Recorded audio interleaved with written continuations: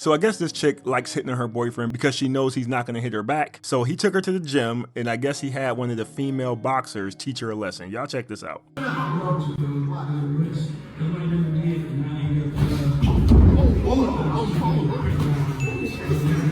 back.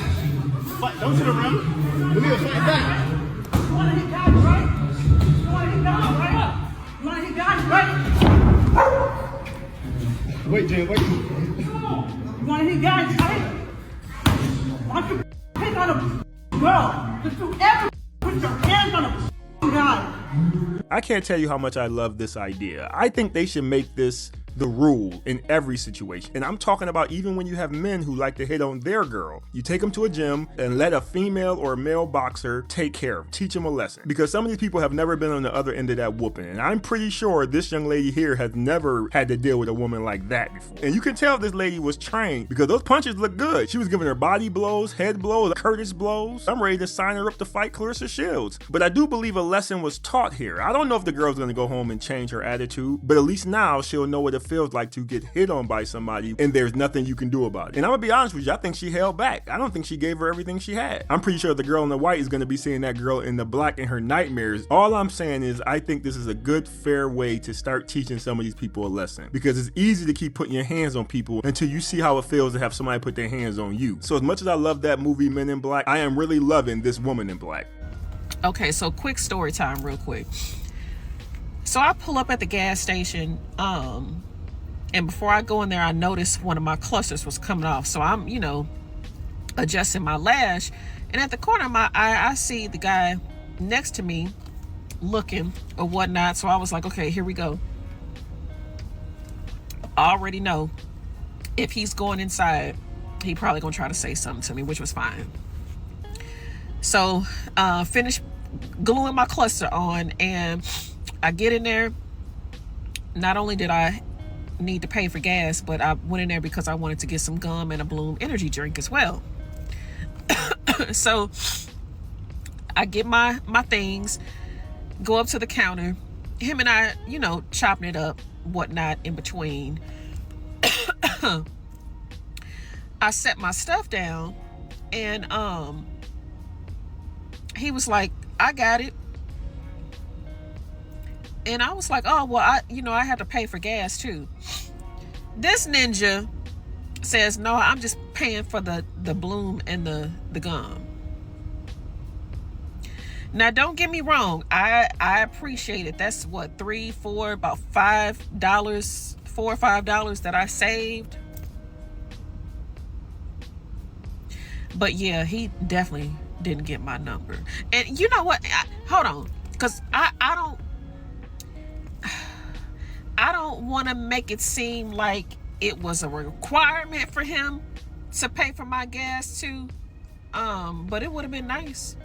All right, there was a couple things wrong with this video, but let me start with your man, the guy, because I think he made a big mistake. Never offer to pay anything for anybody unless you know the whole situation. And I'm not just talking about some chick that you're trying to date. I'm talking about if you're trying to help an old lady who didn't have enough money, or a single parent with some kids and they don't have enough money to pay for it. You want to step in and help them out. If you're going to do that, make sure you understand exactly what you're paying for before you offer. That's like offering somebody a ride before you know where they got to go. Next thing you know, you're an hour and a half away from your house messing with this fool. It's a very simple question. Is that all you're getting? If they say yes, you can say, cool, I'll pay for it. If they say no, my daughter has another shopping cart, she's bringing it over now, or no, I'm gonna fill my gas tank up, whatever the other stuff is, you just bail out. But you just need to make sure you understand what they are getting before you offer. Number two, you need to pay attention. If she pulled up at the gas pump, walked inside the store, there's a good chance she's coming to get gas. So that was another mistake that you made. Number three, and let's go back to number one, if you're not willing to pay for all of it, let her just pay for what she's gonna pay for, then approach and make your move. Once you offered, you put yourself in a bad situation. And number four, be yourself. Just be yourself. If you're not the type of guy who's willing to pay for a girl's stuff, when you first meet them, don't pay for a girl's stuff when you first meet them. See, you thought you can play that role because it was only $5. But then when she hit you with the gas, you were like, oh, I don't want to do that. That's because you were trying to be something that you're not. If you're not that type of dude, stop acting like you're that type of dude. Just be yourself, man. Like the girl said, if you would have never offered, there was a good chance she was going to give you her number anyways. So just be yourself. himself. Now let's talk about the chick. She ended the video saying that she didn't require him to pay for the gas. She's basically saying if he would have approached and didn't offer to pay for anything, she would have been okay with that. But once he offered to pay for the food without paying for the gas, that was the turnoff.